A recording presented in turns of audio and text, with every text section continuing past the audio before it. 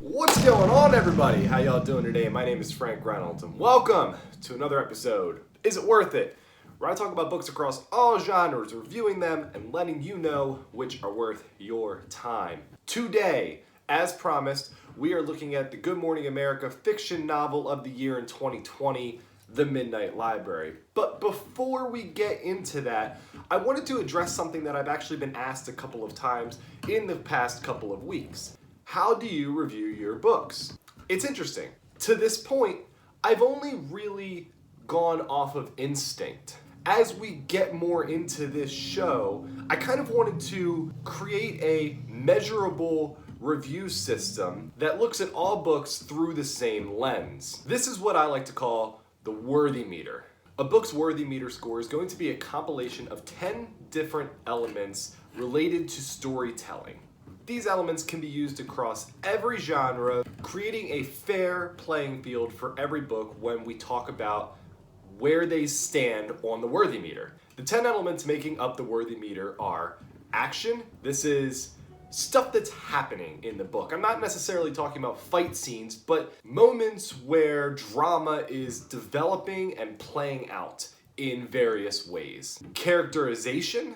This is obviously how the characters develop throughout the course of the story, both primary and secondary. Conflict and resolution. How does the conflict build from start to climax, and is it resolved in a satisfying way? Creativity. How original is this piece? Dialogue. Were the conversations our characters had believable? Were they powerful? Did they fit in the context of what was happening in the moment in the story? Enjoyment. Kind of a personal preference, but that's what makes it my review. Did I like the book? Pacing. How quickly did things move in the novel? Was it too fast? Was it too slow? Or was it just right? Prose. Y'all know me by now. I'm a big fan of well-written prose. If the story is rhythmic in its flow, it's gonna get some points. Setting and world building. I use these two terms interchangeably depending on the genre we're talking about, but basically, did I get a good sense of where we are, and was the world engrossing enough to immerse myself in? And lastly, theme. One of the most important elements of storytelling, but not necessarily a priority for all novels. But if you were trying to say something, were you able to do it effectively? Each of these elements is added on a scale of 1 to 10, culminating in a scale out of 100.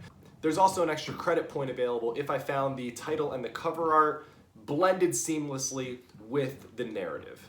With all of that said, here's how I decide whether or not a book is worth it based on that score. If a book scores over a 70 on the worthy meter, that's a surefire yes. This book was worth it. That is a very well-written story that has an awesome plot overall.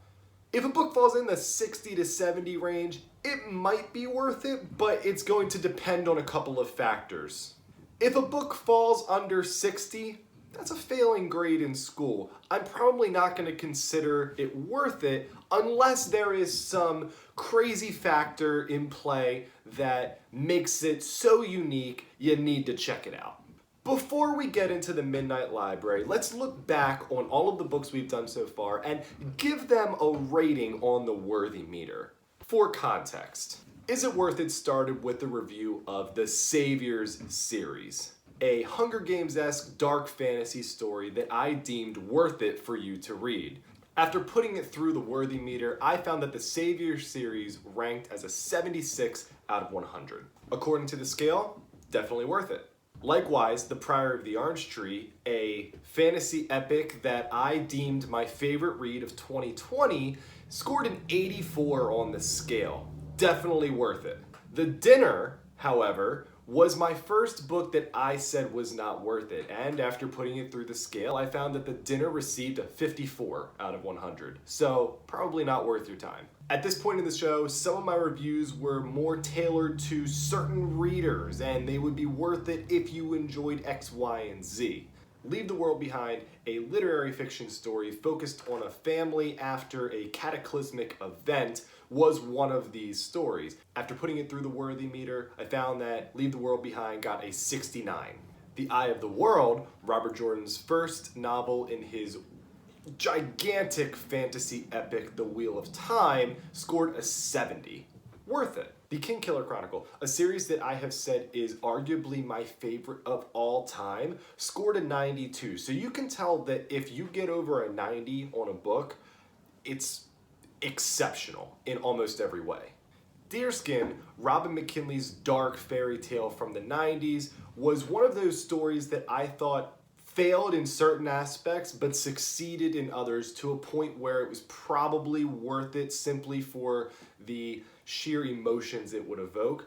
It got a 66. And lastly, Take Your Turn Teddy, my review of Haley Newland's sophomore debut from last week in the horror genre, scored a 68 as a very well-rounded psychological thriller horror novel. Now that we all understand what the Worthy Meter is, let's jump into the Midnight Library. The idea behind the Midnight Library is so unique, it's so interesting. I found myself engrossed right off the bat. The style with which author Matt Haig writes is really engaging. It's really fast-paced. I found myself immersed in the story after page 1, and by page 50, we are in the thick of things. I mean, our eyes are moving with a swift speed that are just trying to figure out what's going to happen next in the story. Really well done from a pacing perspective, which is perfect in the Midnight Library. It's easily the greatest strength of the story. The book is never too slow or too quick. I mean, I can't think of a single time where I thought things were getting boring or I thought that things needed to slow down. Every chapter is perfectly in line with how Haig is trying to move the story forward. Not a chapter, a page, or a sentence is too long or too short. There's no unnecessary fluff. There's no undeveloped threads that I wish were lingered on longer. I mean, this guy knows how to move a story forward without spending too much time looking in the rearview mirror, and that was just so refreshing, especially in a genre where that is kind of the norm. I also feel the Midnight Library is a really important read for anybody struggling with chronic anxiety, depression, a feeling of worthlessness. Maybe most importantly, this book is for people who deal with a constant sense of regret. Haig understands the human condition and the issues that we all deal with in some way or another on a daily basis, and his ability to communicate this is unbelievable. What he's created in the Midnight Library, theme-wise, is something that every single person can relate to, at least in some ways, and for certain people, it's going to hit so close to home, it might hurt, but in a good way. It puts certain elements of life, both large and small, into some really much needed perspective in this day and age. It's rarely touched on in fiction, and it's done so well here that it's almost a must-read for that reason alone. Now that said, I must say that these themes are going to come off a little too in your face for some readers. They are, of course, the heart of the story, so I personally didn't take issue with it. On the contrary, I actually enjoyed it. But I do fear they will be a little overwhelming at times for some people. There's also a few moments where things didn't seem to add up, at least regarding events that transpired earlier. Most of these issues get explained in one way or another, but these moments did give me pause and draw me out of the narrative as I tried to remember why he might be saying that or consider why a character might be doing a certain thing. It doesn't happen often, but when it does, it's jarring. Possibly my biggest issue with the story was the lack of depth in the secondary characters. Nora, our protagonist, is extremely well developed. We know her in and out by the time the story is finished. However, the characters that also have a role in her life are severely underdeveloped. This is in part due to the structure of the story, which focuses almost solely on her at different points of life. But I did want to feel at least some sort of connection to these secondary characters who have more or less a prominent role at various points in the novel. These guys and gals who reappear often, not being able to connect with me, was a little off-putting at times and thus detracted from some of the strengths this novel relies on. So, is last year's Book of the Year worth it? It's preachy, it's a tad tad predictable at times.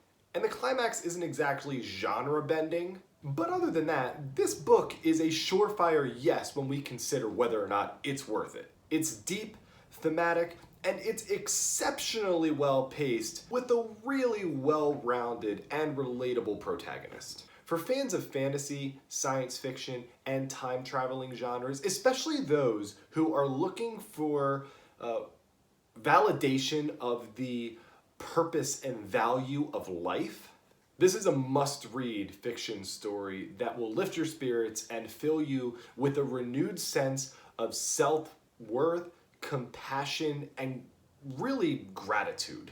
It kind of evokes similar vibes to those self-help nonfiction books based on research and studies and whatnot, but it does it in a fun, engaging, fantastical way.